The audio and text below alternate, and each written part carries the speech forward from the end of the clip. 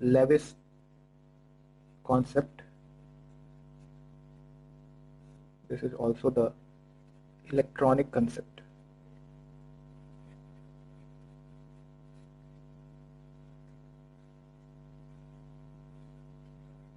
Levi's concept और electronic concept.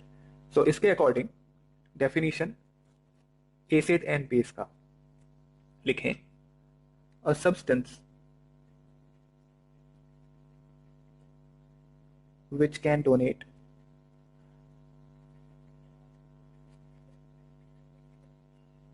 a lone pair of electron is called a base. A substance which can donate a lone pair of electron is called a base, and a substance which can accept a lone pair of electron is called an acid. So Lewis concept को electronic concept भी कहते हैं because ये electrons के term में definition बता रहा है. That is lone pair donor है या लोन पेयर एक्सेप्टर है. सो बेसिकली अगर हम सीधे सीधे शब्दों में कहें तो एसिड इलेक्ट्रॉन पेयर एक्सेप्ट कर सकता हो, ऐसा स्पीशीज जो इलेक्ट्रॉन पेयर एक्सेप्ट कर सकता हो. याद रखो, एक पेयर का मतलब होता है दो electron. One pair electron means two electron, and a base is electron pair donor. जो दो इलेक्ट्रॉन डोनेट कर सकता है वो बेस कहलाएगा, और जो दो इलेक्ट्रॉन एक्सेप्ट कर सकते हैं उसको कहेंगे acid. Examples of acid according to this definition is H plus electron accept कर सकता है. Then BF3, BCl3, AlCl3 is a Lewis acid, SF4 is a Lewis acid, PF3 is also a Lewis acid, etc. Lone pair accept करने की tendency होनी चाहिए. Then Lewis base ऐसे substance हैं जो इलेक्ट्रॉन पेयर डोनेट कर सके. For example H2O, तो इसके ऊपर दो इलेक्ट्रॉन होने चाहिए डोनेट करने के लिए. इसी तरीके से NH3 नाइट्रोजन के ऊपर लोन पेयर है, डोनेट कर सकता है जिसे F minus fluoride ion, Cl minus, H minus and etcetera. जो इलेक्ट्रॉन पेयर डोनेट कर सकेंगे उनको कहेंगे बेस, जो इलेक्ट्रॉन पेयर एक्सेप्ट कर सकता है उसे कहेंगे एसिड. तो इलेक्ट्रॉन के पेयर अगर आपको किसी एटम पे दिखाई दें तो in general that will act as a Lewis base. Electron pair होना चाहिए इसके ऊपर, और डोनेट करने की भी एबिलिटी होनी चाहिए. सिर्फ इलेक्ट्रॉन पेयर दिखाने के लिए है तो काम नहीं चलेगा. अगर नेगेटिव चार्ज है तो in general they will act as a Lewis base.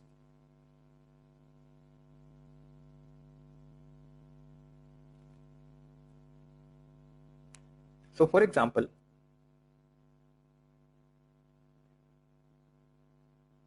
Note कीजिए यहां तक.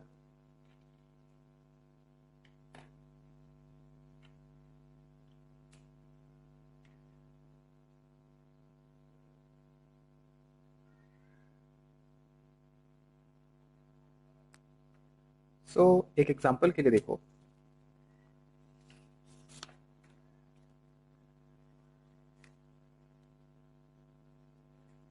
C2H5NH2, इसको रिएक्ट करा दें अगर हम HI के साथ, हाइड्रोजन आयोडाइड, तो हमें मिल जाता है C2H5NH3 प्लस I माइनस. नहीं हुआ है, नोट करो भाई.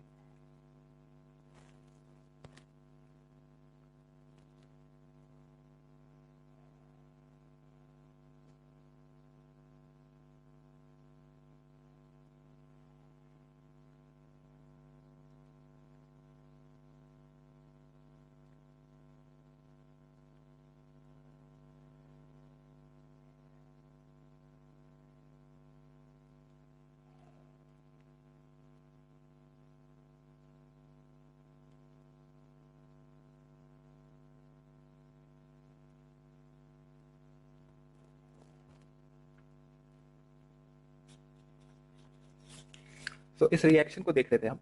इस रिएक्शन में अगर आप देखें तो नाइट्रोजन के ऊपर लोन पेयर है, H डोनेट करेगा, I-, ये H+ जाके NH2 से जुड़ा ऐसे, और हमें मिला C2H5NH3+, NH2 था तो NH3+ हो गया। तो ये H+ जो था वो H+ जब NH2 से जुड़ा तो इसने किया ये कि लोन पेयर जो नाइट्रोजन पे थे उनको एक्सेप्ट कर लिया। देन दिस C2H5NH2 इसने लोन पेयर डोनेट कर दिया H+ को to give C2H5, this is what, C2H5NH3+ 3 hydrogen और एक प्लस। तो ये हाइड्रोजन जब यहां आया तो जो लोन पेयर थे वो हाइड्रोजन को डोनेट हो गए। That means this C2H5NH2 lone pair donate किया इसने, तो ये एक लेविस बेस की तरह एक्ट कर रहा है। H+ डोनेट कर रहा है तो ये अर्हीनियस एसिड की कैटेगरी में आएगा, या ब्रॉन्स्टेड एसिड भी कह सकते हो, H+ डोनर। पर क्या HI जो सब्सटेंस है वो लोन पेयर एक्सेप्ट कर रहा है? H+ तो लोन पेयर एक्सेप्ट कर रहा है, बट HI क्या लोन पेयर एक्सेप्ट कर रहा है? तो जवाब है नहीं। तो क्या HI एक लेविस एसिड है? जवाब है यहाँ नहीं, इट इज अ अर्हीनियस एसिड। इसी तरीके से एक और एग्जांपल देखो, NH3 में अगर हम H+ ऐड कर दें, सो नाइट्रोजन पे जो लोन पेयर थे वो H+ को लोन पेयर डोनेट कर देंगे और हमें मिल जाएगा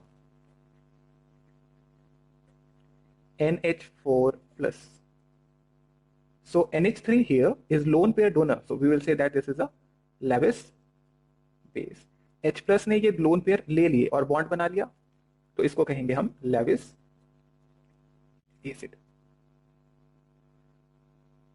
एक और एग्जांपल,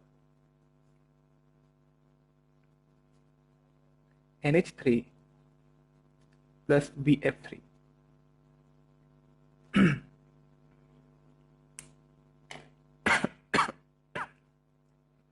तो बोरॉन के पास यहां एक वेकेंट ऑर्बिटल होता है और नाइट्रोजन के पास लोन पेयर होते हैं। सो नाइट्रोजन अपने लोन पेयर बोरॉन के वेकेंट ऑर्बिटल के साथ शेयर कर लेगा और हमें मिल जाता है NH3 बॉन्डेड विथ BF3। ये जो एरो के साथ मैंने बॉन्ड बनाया है इसको कोऑर्डिनेट बॉन्ड कहते हैं, यहां प्लस आ जाएगा और यहां माइनस आ जाएगा। अगर आप एरो के साथ बना रहे हो तो आप ये प्लस माइनस ना बनाएं, तो फिर ऐसे कर सकते हैं, इसको आप ऐसे कह सकते हो,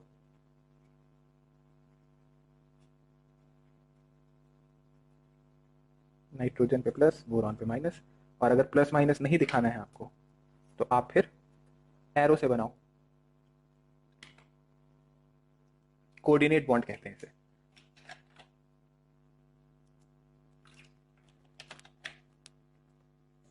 खैर, तो देखो NH3 ने लोन पेयर डोनेट किए, ऐसा नहीं कि दे के चला जाएगा, इलेक्ट्रॉन दिए लेकिन बॉन्ड भी बनेगा।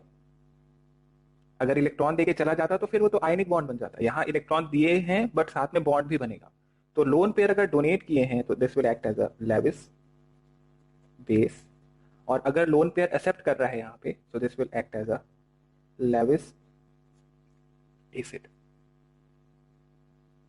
So here NH3 is a Lewis base and BF3 is a Lewis acid. Lone pair acceptor is a Lewis acid, lone pair donor is Lewis base। तो तीन थ्योरीज थी बेसिकली एसिड बेस को explain करने के लिए।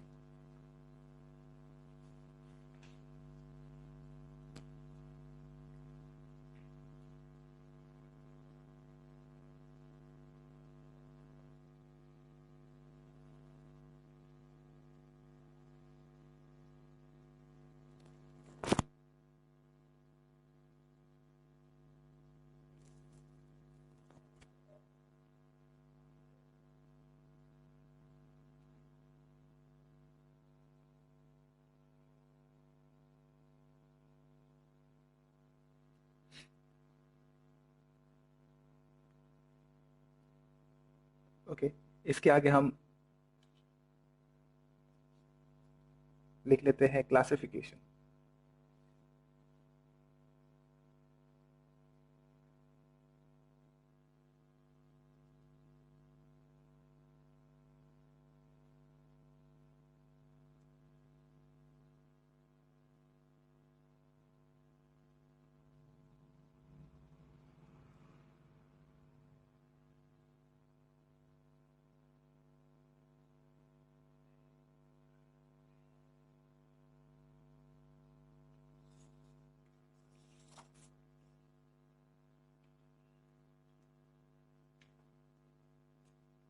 Okay, classification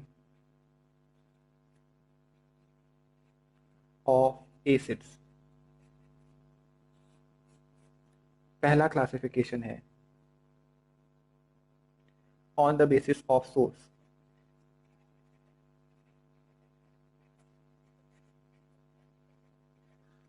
on the basis of source, कहां से मिला आपको एसिड, उसके बेसिस पे क्लासिफाई करते हैं हम।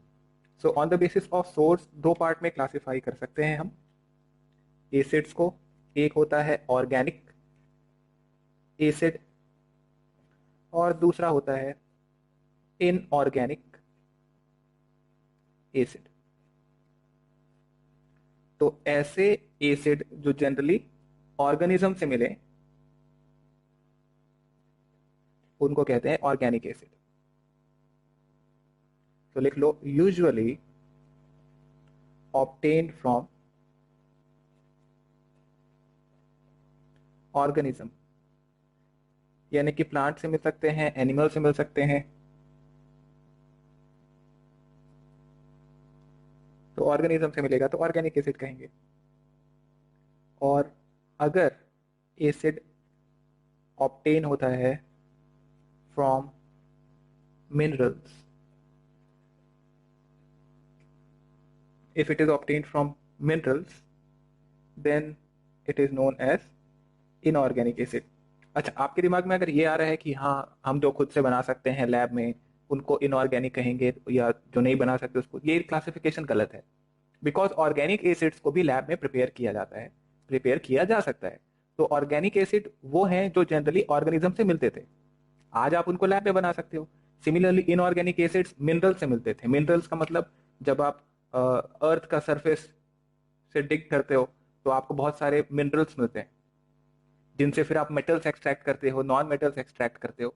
तो इनको कहते हैं मिनरल्स, जिनके अंदर में मेटल्स और नॉन मेटल्स प्रेजेंट होते हैं। जैसे सॉइल जो है वो एक टाइप ऑफ मिनरल है, रॉक्स जो होते हैं they are type of minerals. तो जो कुछ भी है अर्थ के सरफेस पे, अर्थ का क्रस्ट जो है उस पे, उसको आप मिनरल कह सकते हो। किसी न किसी सब्सटेंस का वो मिनरल कहला सकता है। तो मिनरल से जनरली जो एसिड मिलते हैं, यानी जो ऑर्गेनिज्म से नहीं मिलते हैं, उनको कहते थे इनऑर्गेनिक एसिड।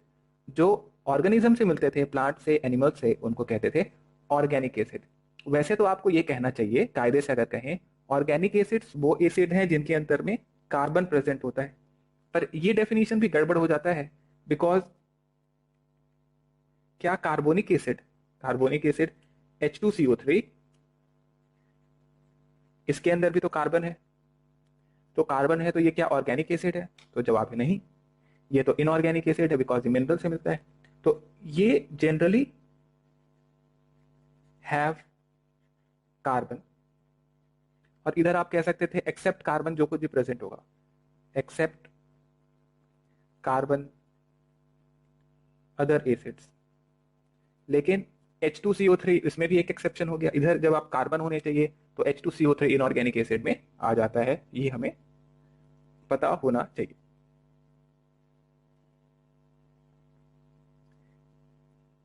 जो नेचुरल सोर्स से मिलने वाले ऑर्गेनिक एसिड हैं, कुछ ऑर्गेनिक एसिड्स हैं जो काफी ज्यादा देखने को मिलेंगे आपको, और इनके ऊपर क्वेश्चंस भी बनाए जाते हैं। So first one is, note कर लेंगे इन ऑर्गेनिक एसिड्स को। पहला है HCOOH। HCOOH इसको कहते हैं फॉर्मिक एसिड। और फॉर्मिक एसिड हमें मिलता है, इसका सोर्स है स्टिंग ऑफ बीज एंड एंट्स। तो मधुमक्खियों के डंक में या चींटियों के डंक में फॉर्मिक एसिड होता है। तो फॉर्मिक एसिड की वजह से वो सूज जाता है, राइट। तो फॉर्मिक एसिड स्टिंग ऑफ बीज एंड एंड्स में देखने को मिलेगा। स्ट्रक्चर चाहिए अगर आपको इसका, तो देखो कार्बन जो होगा वो सेंटर पे होगा, इधर बना देता हूं, HC डबल बॉन्ड OOH। कौन सा H प्लस हटेगा इन दोनों में से? कौन सा H प्लस हटेगा एसिडिक कैरेक्टर देने के लिए? एसिडिक कैरेक्टर क्या होगा? H प्लस डोनेट करने वाली स्पीशीज अगर आपको देखनी है तो कौन सा H प्लस हटेगा? कौन सा H हटेगा? यहाँ तो 2 H है। सो जवाब इसका क्या है? लास्ट क्लास में हमने ये डिस्कस कर लिया था कि इलेक्ट्रोनेगेटिविटी डिफरेंस जहां पे ज्यादा है वो वाला हटेगा। तो ऑक्सीजन इज मोर इलेक्ट्रोनेगेटिव, तो यहाँ डेल्टा पॉजिटिव, यहाँ डेल्टा नेगेटिव। कार्बन और हाइड्रोजन की इलेक्ट्रोनेगेटिविटी लगभग बराबर है, तो OH वाला बॉन्ड स्प्लिट होगा। This is the oxy acid. Then next acid लिखो, CH3COOH। ये स्ट्रक्चर बनाना है आपको। CH3COOH, इसको कहते हैं, कॉमन नेम है इसका एसिटिक एसिड। और अगर आप IUPAC नेम भी चाहते हो, IUPAC नेम भी लिख लो भाई। इसका नाम है इथेनोइक एसिड। पहला वाला जो लिखा है इसका नाम है methanoic acid. Acetic acid generally आप देखते हैं विनेगर, घर में जो विनेगर है वो एसिटिक एसिड का एक सॉल्यूशन है, वाटर और एसिटिक एसिड का सॉल्यूशन है। आप विनेगर के डब्बे पे जाके देखो तो आपको दिखाई देगा कि उसके ऊपर क्या लिखा हुआ है, उसके अंदर कंटेंट क्या है। तो that is a solution of acetic acid, vinegar लिखा हो, विनेगर इज एसिटिक एसिड। अब मिलता कहां से है? तो ये लिख लीजिए, माइक्रो ऑर्गेनिज्म से मिलता है, माइक्रो ऑर्गेनिज्म।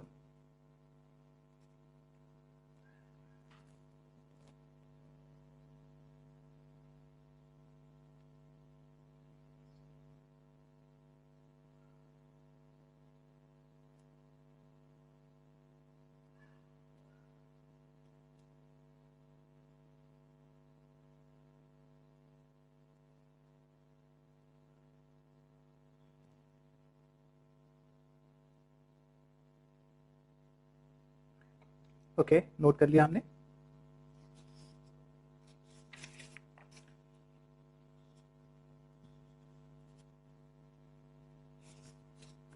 नेक्स्ट लिख लो, ऑर्गेनिक के अंदर में ब्यूटायरिक एसिड। ब्यूटायरिक एसिड मिलता है रैंसिड बटर से। What is rancid butter? What is a rancid butter?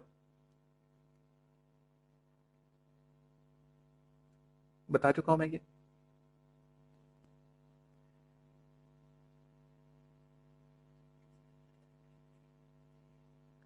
Then lactic acid,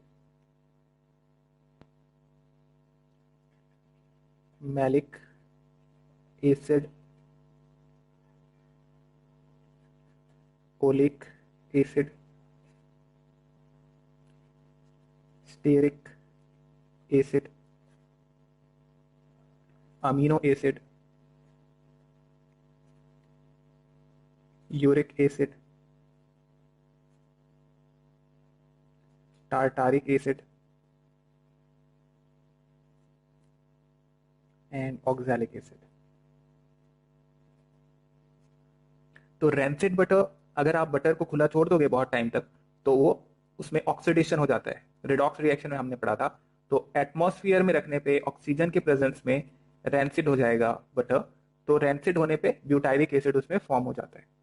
lactic acid, lactic acid present होगा इन सोर, तो उस केस में लैक्टिक एसिड बन जाता है, उस केस में sour milk. Okay, this is lactic acid. Then malic acid, malic acid present होता है एप्पल्स के अंदर में। Oleic acid is present in olive oil. Stearic acid is present in fats. Amino acids, proteins जो होते हैं इनका बिल्डिंग ब्लॉक होता है अमीनो एसिड। तो प्रोटीन्स जो होते हैं वो अमीनो एसिड के छोटे छोटे यूनिट जुड़ जुड़ के प्रोटीन का स्ट्रक्चर बनाते हैं। तो प्रोटीन्स में अमीनो एसिड होगा। यूरिक एसिड प्रेजेंट होता है यूरिन के अंदर में। Then tartaric acid is present in tamarind, tamarind, tamarind, tamarind पता है हमें।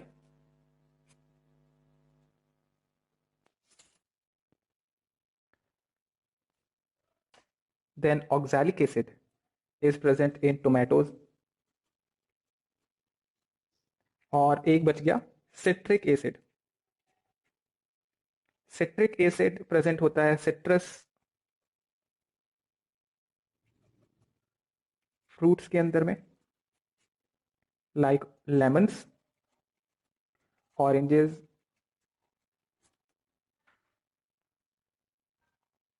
तो ये हमारे कुछ कॉमन ऑर्गेनिक एसिड्स हैं जिनका सोर्स ऑर्गेनिक है, ऑर्गेनिज्म से मिल रहे हैं ये।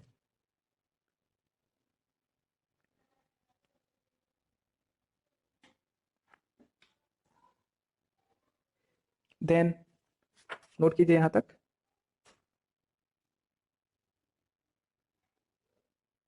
अच्छा, इसके अंदर में एक चीज ध्यान दो, ऑक्सैलिक एसिड, इसका स्ट्रक्चर आपको मैं बता देता हूं। Oxalic acid is H2C2O4। H2C2O4 तो COOH COOH ऐसे भी लिखते हैं। तो इसके अंदर में और एक्सपेंड करके बताऊं अगर मैं आपको, तो इसको मैं लिख सकता हूं C double bond OOH, C double bond OOH। तो ऑक्सैलिक एसिड जो है, इसमें कितने H प्लस डोनेट हो सकते हैं अगर ये पूछा जाए, तो आप ये कह सकते हैं दैट ऑक्सीजन से लगा हुआ हाइड्रोजन ये एक रिमूव हो सकता है, ऑक्सीजन से लगा हुआ हाइड्रोजन ये भी रिमूव हो सकता है। क्या इसका मतलब ये है कि दो H प्लस डोनेट हो सकते हैं? अगर दो H प्लस डोनेट हो सकते हैं तो क्या इसे डाई बेसिक एसिड कह सकते हैं? बिल्कुल कह सकते हैं। डाई बेसिक एसिड और डाइप्रोटिक एसिड होगा ऑक्सैलिक एसिड। तो इन जनरल आप ये कह सकते हो कि जो हमारे एसिड्स होते हैं उनका सोर टेस्ट होता है, यानी खट्टे होते हैं। सो एसिड्स आर जनरली सोर, बट इसका ये मतलब नहीं है कि कोई भी एसिड मिला तो उसको टेस्ट करने बैठ जाना है, कह रहे ये तो खट्टा है इसको टेस्ट कर लेते हैं, नहीं। Organic acids generally weak acids होते हैं, but there are some acids, जैसे कई कई इनऑर्गेनिक एसिड्स होते हैं, जैसे दे आर स्ट्रॉन्ग एसिड, तो वो स्किन को खराब कर सकते हैं, स्किन को जला सकते हैं, बर्न कर सकते हैं, स्किन के साथ रिएक्ट कर सकते हैं।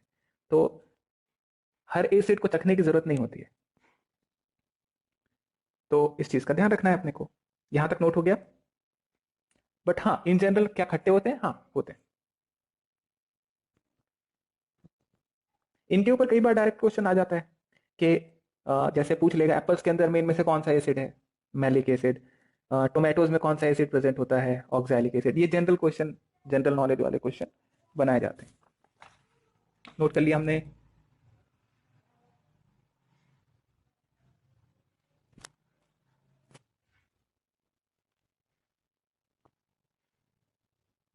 सो हाँ, इनऑर्गेनिक एसिड में दो चार चीजें लिख लो। H2CO3 is inorganic acid, H2SO4, HNO3 इनके नाम, sulphuric acid, nitric acid, carbonic acid. Then एक H3PO4 होता है, H3PO4 is phosphoric acid, H3PO3 is phosphorus acid।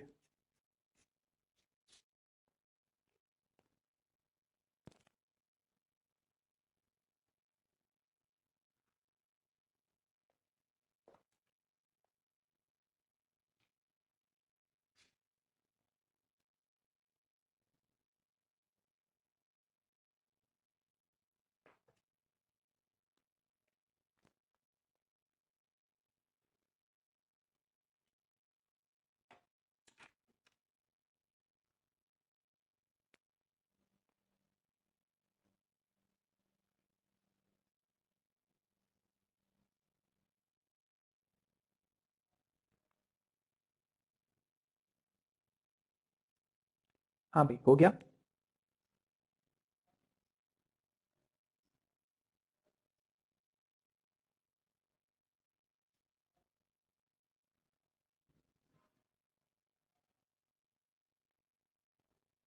अगले क्लासिफिकेशन पे आइए। तो ये क्लासिफिकेशन था on the basis of source कि ऑर्गेनिक है या इनऑर्गेनिक है। दूसरा क्लासिफिकेशन लिखेंगे हम, classification on the basis of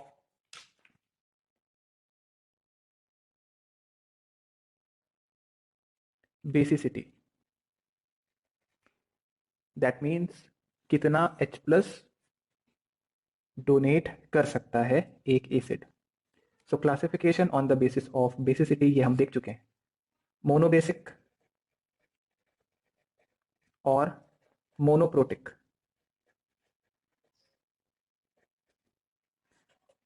dibasic और डाइप्रोटिक एंड ट्राइबेसिक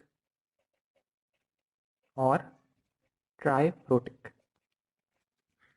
इसे डिनोट किया था HA से, H2A, H3A. आप देख लीजिएगा examples. HCl, HBr, then HCOOH, CH3COOH. These are all monoprotic acids. डाइप्रोटिक में हम लिख सकते हैं H2SO4 और हम लिख सकते हैं H2C2O4. ऑक्सैलिक एसिड भी इसका एग्जांपल होगा. ट्राइप्रोटिक में H3PO4 का एग्जांपल लिख सकते हैं. ये तो हमने देख लिया था. कितना H प्लस दे सकता है उसको हम बेसिसिटी कह सकते हैं. लिख लेना यहां, number of H plus from one molecule.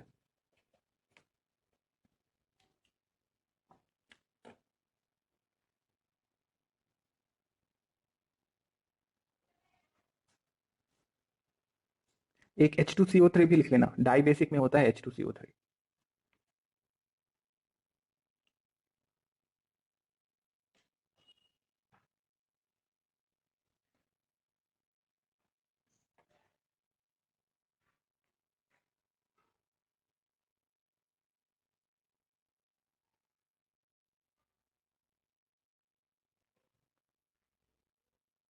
Then note कीजिए यहां तक.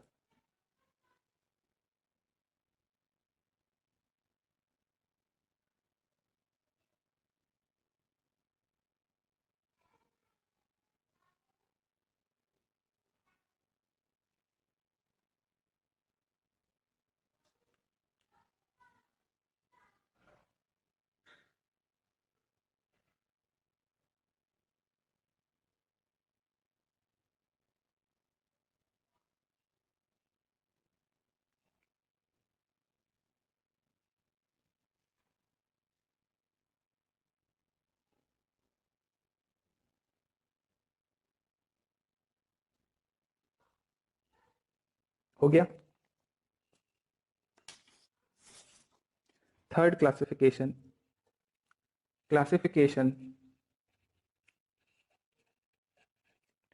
on the basis of strength. Classification on the basis of strength. Acid का स्ट्रेंथ कितना है. तो स्ट्रेंथ डिसाइड होता है दो पार्ट में. एक होगा वीक एसिड, दूसरा होगा स्ट्रॉन्ग एसिड. स्ट्रॉन्ग एसिड वो एसिड है जो कंप्लीट डिसोसिएशन होके H प्लस आयन दे सके. लिख लीजिए इसके अंदर स्ट्रॉन्ग एसिड. पहले स्ट्रॉन्ग एसिड लिखो.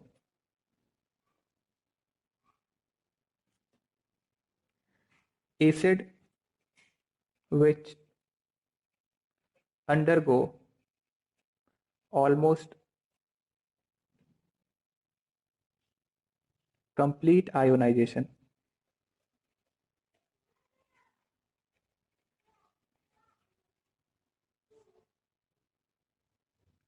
in dilute aqueous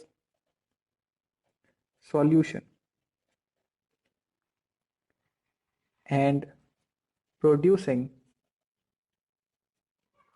high concentration of H3O plus, that is hydronium ion, which undergo almost complete ionization in dilute solution to give more number of, यानी जैसे कि HCl देखो, HCl कंप्लीट डिसोसिएशन हो रहा है तो single arrow से दिखा रहा हूं। वाटर में डिजोल्व करने पे H2O, ऐसे देख लो, HCl plus H2O will give HCl dissociate to give H plus Cl minus, और वो H plus जाके H2O से लगेगा to give H3O plus Cl minus। तो कंप्लीट डिसोसिएशन अगर होगा, आयंस में अगर टूटेगा कंप्लीटली तो इसको बोलते हैं ionisation.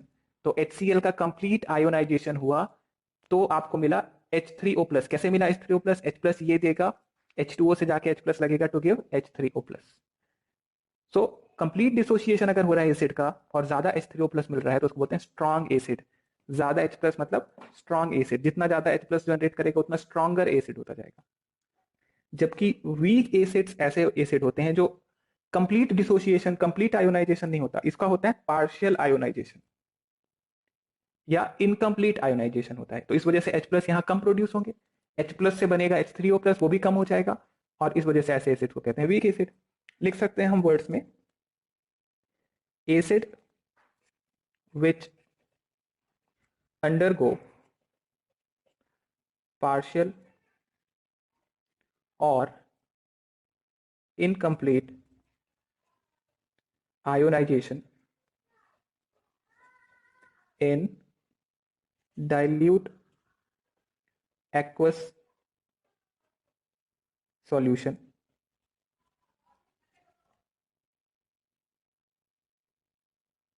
producing low concentration of H3O plus। In general आप याद रख सकते हो, H3O प्लस आयन है ये।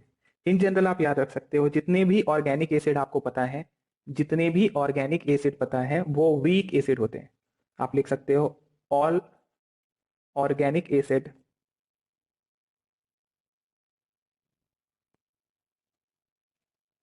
Are weak acid.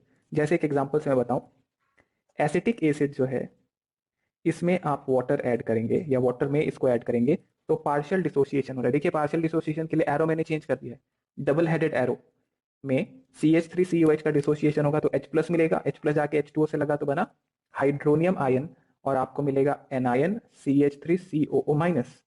अब ये एरो ये भी बता रहे हैं कि H3O प्लस और CH3CO माइनस वापस जुड़ के CH3COH और H2O बना रहे हैं, और CH3COH H2O जुड़ के वापस से आगे जा रहे हैं, आगे भी जा रहे हैं, और प्रोडक्ट रिएक्ट होकर रिएक्टेंट भी बना रहे हैं, रिएक्टेंट रिएक्ट होकर प्रोडक्ट बना रहे हैं, दोनों चल रहा है ये कंटिन्यूअसली। तो किसी एक टाइम पे पूरा का पूरा CH3COH डिसोसिएशन नहीं होगा तो उसको बोलेंगे पार्शियल डिसोसिएशन और इनकम्प्लीट डिसोसिएशन और आयोनाइजेशन। सो H3O प्लस के आयंस कम मिल जाते हैं, कम मिलते हैं, कंसंट्रेशन कम हो जाता है, तो ऐसे एसिड्स को कहते हैं weak acids. Inorganic acid strong acid होते हैं, पर क्या सारे इनऑर्गेनिक एसिड स्ट्रॉन्ग एसिड होते हैं? क्या सारे इनऑर्गेनिक एसिड स्ट्रॉन्ग होंगे? तो जवाब है नहीं। बहुत सारे इनऑर्गेनिक एसिड्स वीक एसिड भी होते हैं। नोट कीजिए यहां तक। एग्जाम्पल लिख लेते हैं यहां पे।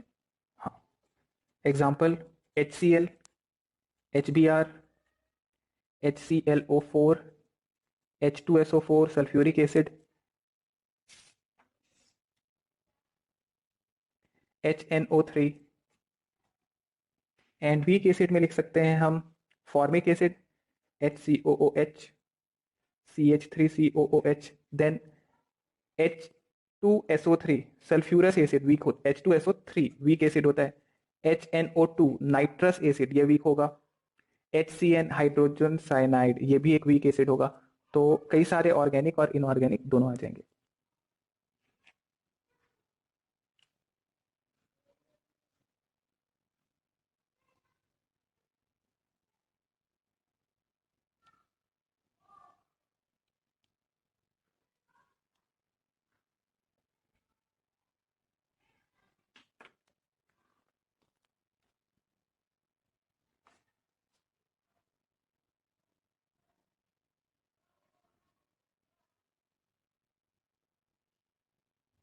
नोट करें।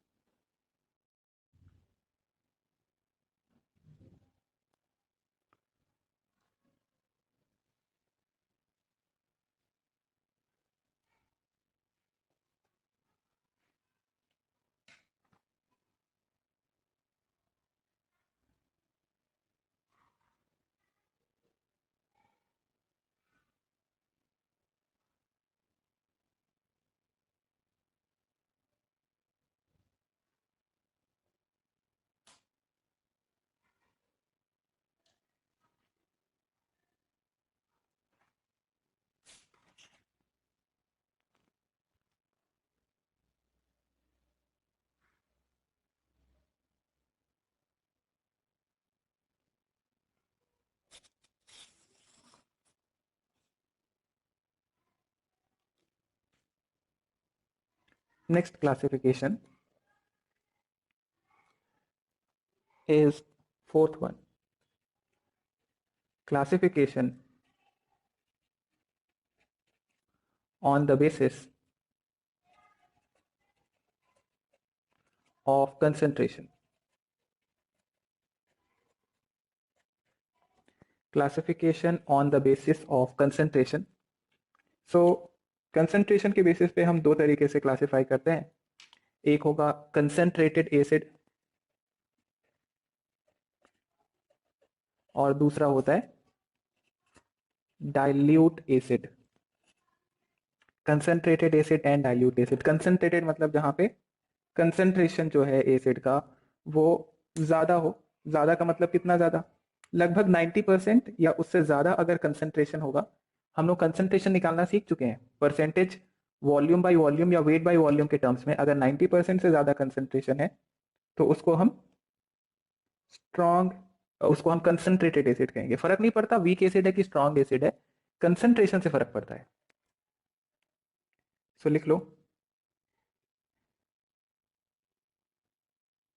sample of acid having very small amount or no amount of water is concentrated acid.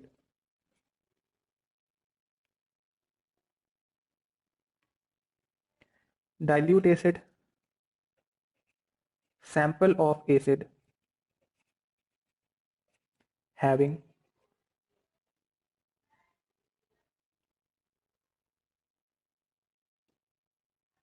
more amount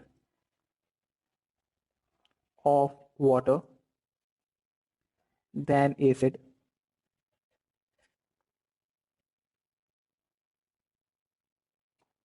is dilute acid. So basically concentration अगर ग्रेटर देन 90% हो तो आप स्ट्रॉन्ग कंसिडर कीजिए. कंसंट्रेशन अगर लेस देन 10% होगा तो dilute acid consider करेंगे. Concentration को स्ट्रेंथ से कंफ्यूज मत हो जाना. कंसंट्रेशन वीक और स्ट्रॉन्ग दोनों के लिए हो सकता है. स्ट्रेंथ जो H प्लस देने की टेंडेंसी है उस पर डिपेंड करता है. कितना पानी है उसके हिसाब से कंसंट्रेटेड एसिड या वीक एसिड. फॉर एग्जाम्पल एक सिंपल सा एग्जाम्पल देख लेते हैं. जैसे हम घर में हम लोग दूध खरीदते हैं तो है ना, दूध वाले पे डिपेंड करता है कि कितना अच्छा दूध है. तो अगर वो 100% प्योर मिल्क है, उसमें कोई भी पानी ऐड नहीं किया, तो उसको आप कंसिडर करो कंसंट्रेटेड प्योर मिल्क है. लेकिन अगर उसमें पानी मिला दिया हुआ है तो वो डाइल्यूट हो गया. उसी तरीके से कंसंट्रेटेड एसिड और डाइल्यूट एसिड में पानी का फर्क होता है कि कितना ज्यादा पानी है. अगर आपके पास एसिड ही एसिड है, सिर्फ पानी इसमें आपने नहीं ऐड किया, तो ये कंसंट्रेटेड एसिड है. लेकिन अगर आपने पानी मिला दिया है काफी ज्यादा इसमें, तो डाइल्यूट एसिड की कैटेगरी में आ जाता है. सो लिख लेना यहां कि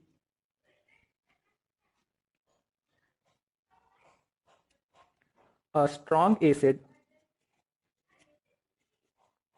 remains strong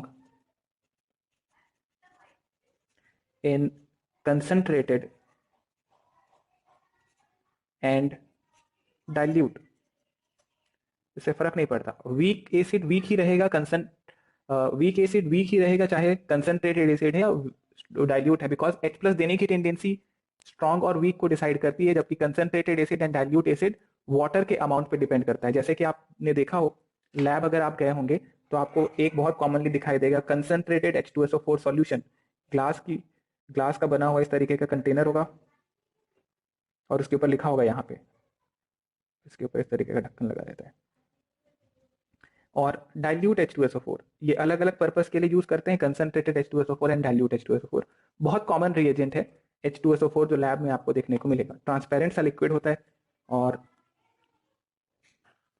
but it is a strong acid. ध्यान रहे इसका स्किन पे कांटेक्ट नहीं होना चाहिए, अदरवाइज स्किन के साथ ये रिएक्ट हो जाएगा और जो स्किन खराब होगा वो वापस रिप्लेसेबल नहीं होता है. उसके लिए फिर पूरा स्किन चेंज करना पड़ता है, स्किन ग्राफ्टिंग कहते हैं उसको।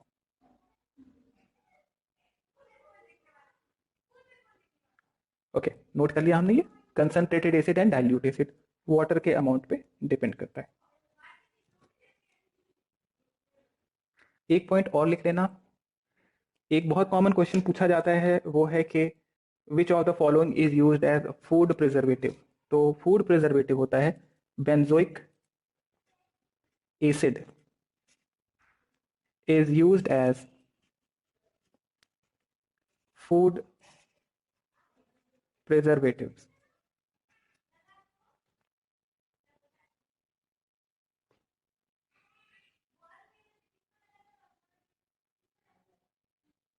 एक मिनट, मैंने जो सोरिंग ऑफ मिल्क बताया था वो मैंने थोड़ा सा मुझे लगता है कि गड़बड़ बता दिया।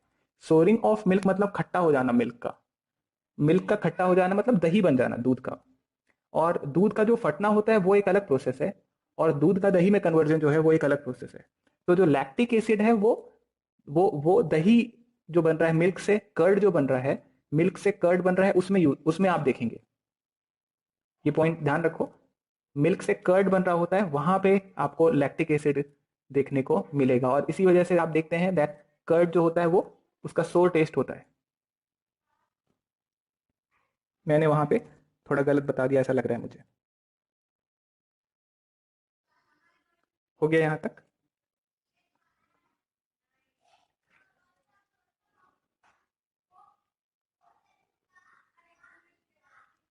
सो बेंजोइक एसिड, और एक और टर्म लिख लेना सोडियम बेंजोएट, सोडियम बेंजोएट को भी फूड प्रिजर्वेटिव की तरह यूज करते हैं।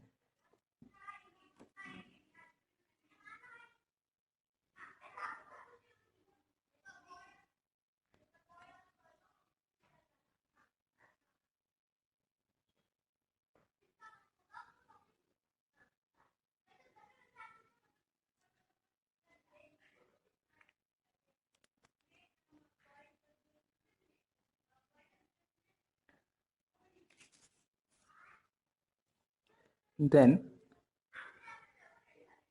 हम बेसिस को अगर देखें, बेसिस के क्लासिफिकेशन की बात करें तो पहले बेस ऐसे सब्सटेंस होंगे जो OH माइनस डोनेट कर सकें अकॉर्डिंग टू द अर्हीनियस कंसेप्ट। एक और पॉइंट होता है जो ध्यान रखने लायक है, acid and bases react to give salt and water. Acid and base react to give salt and water. For example, if we have acid HCl and we have a base NaOH, so कैसे react कराएंगे? इसे salt बनाना है तो देखो Cl minus और Na plus इन दोनों को जोड़ दो तो मिल जाएगा NaOH, और साथ में वाटर मिलना चाहिए। अगर आप इस तरीके से सोच लो कि यहाँ से वाटर में निकाल लूँ तो जो बच गया वो सॉल्ट बन जाएगा, तब भी NaCl बनेगा यहाँ पे, NaCl प्लस H2O। इसी तरीके से अगर आप H2SO4 से NaOH रिएक्ट कराएं, so we get Na2SO4 plus H2O, salt and water. So bases are OH minus donor. आप जब इनको टच करके देखते हो तो इनमें एक सोपी टच होता है and have bitter taste, but हर चीज टेस्ट करने नहीं लग जाना है, ये ध्यान रखना, बिकॉज बेसिस जैसे कि सोडियम हाइड्रोक्साइड हाईली कोरोजिव होता है, और हाईली कोरोजिव है मतलब कोरोड कर देगा, वो स्किन को कोरोड कर देगा, खराब कर देगा, इस वजह से स्किन से कांटेक्ट अवॉइड करना है। लिख लो ना यहाँ पे NaOH, sodium hydroxide and KOH are corrosive bases. So strong bases are generally corrosive, जिस तरीके से स्ट्रॉन्ग एसिड कोरोजिव होते हैं उसी तरीके से स्ट्रॉन्ग बेस भी कोरोजिव होंगे। हाँ, इस प्रोसेस को एसिड एंड बेस रिएक्ट होगा, इसको न्यूट्रलाइजेशन प्रोसेस बोलते हैं। न्यूट्रलाइजेशन प्रोसेस, रीजन एसिडिक होता है एसिड, बेस होता है basic, H plus OH minus react होकर बन जाते हैं H2O, तो अब ये सॉल्यूशन हो जाता है न्यूट्रल, और इस वजह से इस प्रोसेस को बोलते हैं न्यूट्रलाइजेशन प्रोसेस। हालांकि एसिड एंड बेस रिएक्ट होकर न्यूट्रलाइजेशन बना रहे हैं, जरूरी नहीं है हमेशा pH 7 हो, बट फिलहाल आप तो समझे कि हाँ एसिड बेस रिएक्ट होकर न्यूट्रल हो गया तो न्यूट्रलाइजेशन हो गया है। आगे डिटेल में बात करेंगे कि सॉल्ट भी यहाँ पे एक रोल निभा सकता है। हाँ, तो कोरोसिव होंगे base, strong bases are generally corrosive because ये 100% डिसोशिएट होंगे, पूरा का पूरा आयन डिसोशिएट होगा और OH माइनस यहाँ कंसेंट्रेशन में ज्यादा हो जाएगा। ज्यादा OH माइनस का कंसेंट्रेशन ही यहाँ पे कोरोसिव नेचर प्रोड्यूस कर रहा है, आप कह सकते हो ऐसा।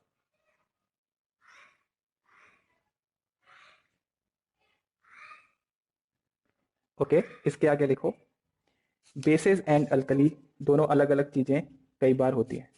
Bases and alkali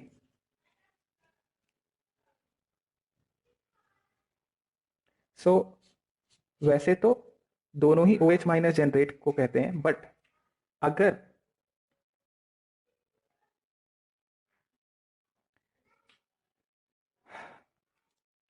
corrosive nature depend करता है कई चीजों पे, वो एसिड पे डिपेंड करता है और बेस पे डिपेंड करता है, किस एसिड के लिए आप देख रहे हो उसके ऊपर डिपेंड करता है। तो इस तरीके से कह पाना कि कौन एसिड ज्यादा कोरोजिव होते हैं या बेस गलत है। हालांकि अगर मेरे को कंपाउंड दे दें तो फिर ये कंपैरिजन थोड़ा आसान हो जाएगा। इसलिए आप याद रखो H F is highly corrosive, सबसे कोरोजिव बोलेगा तो HF याद रख लो, हाइड्रोजन फ्लोराइड, बस इतना याद रखो, हो जाएगा तुमसे। तो बेसिस एंड अल्कली, अगर OH माइनस डोनर है तो बेस भी होगा अल्कली भी होगा, लेकिन अगर वाटर में डिजोल्व नहीं हो रहा है, सिर्फ OH माइनस डोनर है तो बेस कहलाएंगे। OH माइनस डोनर है, वाटर में डिजोल्व भी हो रहा है तो उसको कहेंगे अल्कली। लिख लो bases which are soluble in water are alkali, लेकिन बेसिस वाटर में soluble नहीं होगा अगर तो उसको सिर्फ बेस कहेंगे, not alkali. Basis not soluble in water are only bases not alkali। So OH minus donor water में soluble भी होना चाहिए तो उसको अल्कली कहा जाएगा। HF मोस्ट कोरोजिव एसिड, इतना ज्यादा कोरोजिव है कि इसको अगर आप ग्लास की बोतल में रखोगे तो ये ग्लास के साथ रिएक्ट हो जाता है, अगर आप मिट्टी के बर्तन में रखोगे तो मिट्टी के साथ रिएक्ट हो जाता है, सिरेमिक में रखोगे तो सिरेमिक से रिएक्ट हो जाता है। तो इसको स्टोर करने के लिए सिर्फ एक ही तरीका है, it is stored in plastic bottle. For example NaOH is a base, ये वाटर में सॉल्युबल भी है तो इसको आप अल्कली कहेंगे। लेकिन अगर हम एग्जाम्पल देखें FeOH होल थ्राइस का, तो ये बेस है मगर वाटर में सॉल्युबल नहीं है, तो this is not an alkali.